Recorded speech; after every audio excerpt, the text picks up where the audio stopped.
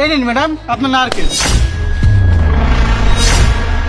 আরে অপু, এটা কিসের শব্দ হলো? আরে কিছু না, মামার হাত থেকে নারকেল পড়ে গেছে আর আমি দেখছি নারকেলে পানি আছে কিনা। ঠিক আছে, তাড়াতাড়ি টাকা দিয়ে দাও, আমাদের এখান থেকে তাড়াতাড়ি চলে যেতে হবে। আচ্ছা দেখছি।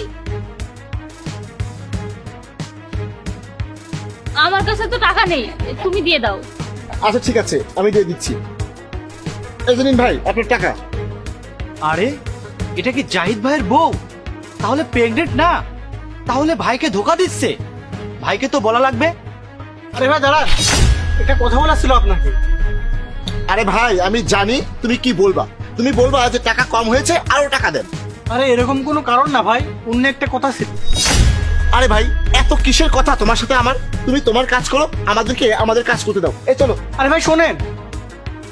আরে ভাই তুমি এভাবে আমাদের পিছে কেন পড়েছো বলো তো? হ্যাঁ ভাইয়া শোনেন, ভাইয়া শোনেন, ভাইয়া আজব মেয়ে তো ভাই। এই মেয়েটা নিজের স্বামীকে এত বড় একটা ধোকা দিচ্ছে। নারকেল তো ভালোই ছিল আর আমারও অনেক ভালো লেগেছে।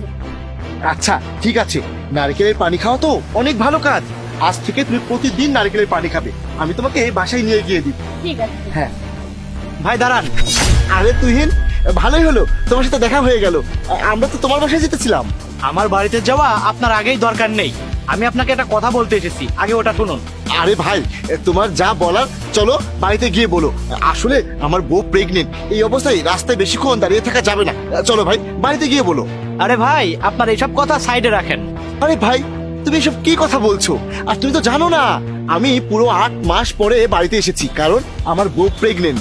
আর আমি কতটা খুশি আছি, কারণ আমার বাসায় একটা বাচ্চা আসছে। আরে এর পেটে বাচ্চা থাকলে তবেই তো আসবে। আরে আপনি সব কি ভুলভাল বলছেন?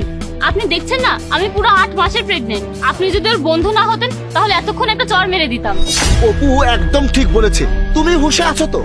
আরে আমি হুঁশে আছি, আর আমি আপনাকে এখন যেটা বলবো না, এটা শুনলে আপনার হুঁশ উড়ে যাবে। আমার কথা যদি আপনার বিশ্বাস না হয় তাহলে আপনি আপনার স্ত্রীর পেটে হাত দিয়ে দেখুন, ওর পেটে আসলেও বাচ্চা আছে কিনা দেখুন। অপু এত শক্ত কি? বের করো।